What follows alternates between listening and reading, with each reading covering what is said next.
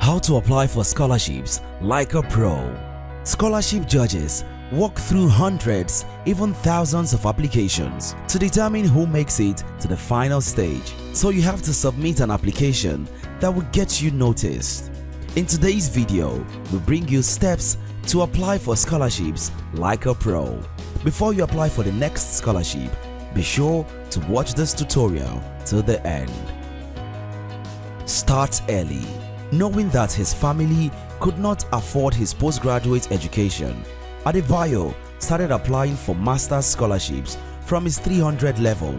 He believed there were a lot of scholarships out there, and he was willing to do whatever it took to get one.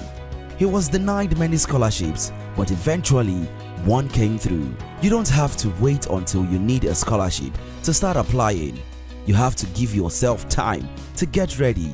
Speaking about this, Charles Adedugba, a Chevening scholarship winner, said, "I remember the first time I went to Chevening scholarship eligibility page. It seemed impossible to get it at that time, but as the year passed, I was ticking off each of the eligibility criteria. Starting early will give you enough time to tick off all the eligibility boxes so that you can prepare a competitive application when you are ready to apply. So start early. Set goals and guidelines."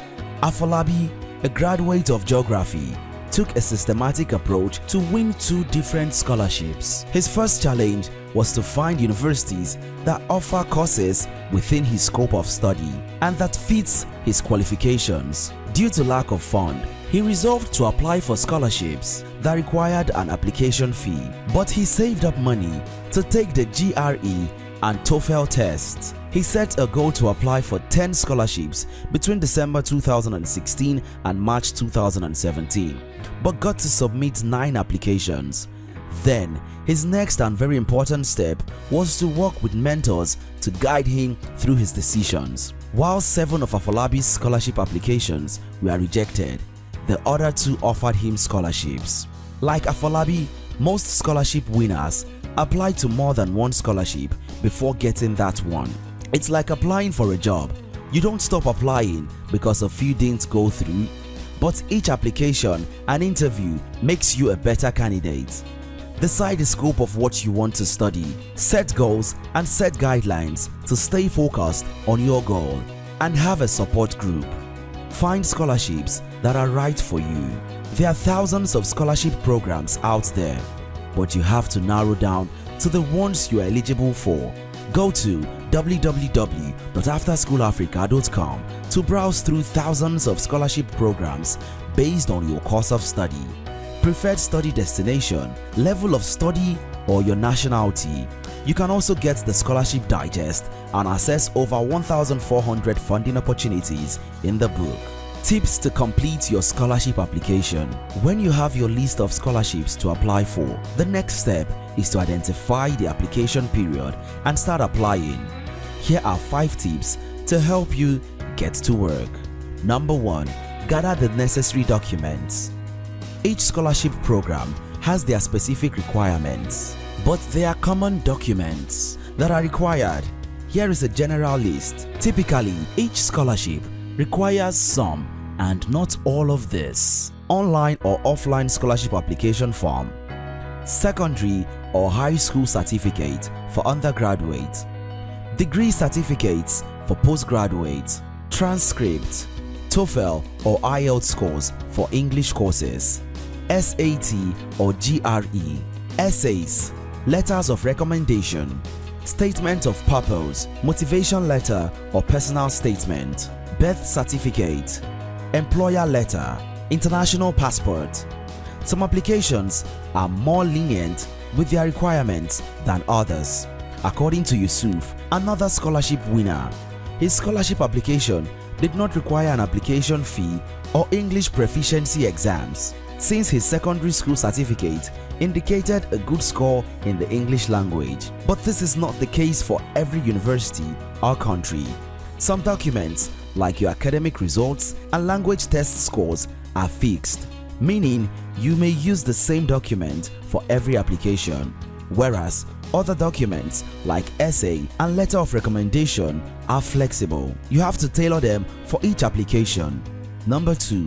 Describe your accomplishments. Let's assume you have been a volunteer at an NGO that trains young girls on technology skills, and you are applying for a scholarship that award candidates in the field of STEAM education instead of writing. Volunteer for Girl Child Education Initiative. Write something like this: Volunteer for Girl Child Education Initiative designed 1-month course content to train 408 girls on beginner software development skills. The former says nothing about what you did, while the latter elaborates the most important job you did at this organization. The evaluators may know nothing about the organization, but they sure can imagine the impact of your work. You can use the same activity in a different scenario.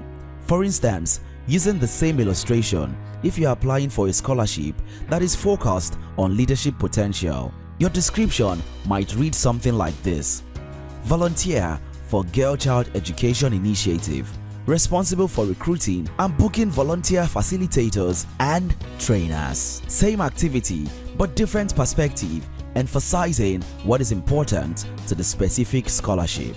Number 3. Highlight your most impressive points first. You have limited space on your application form to present yourself.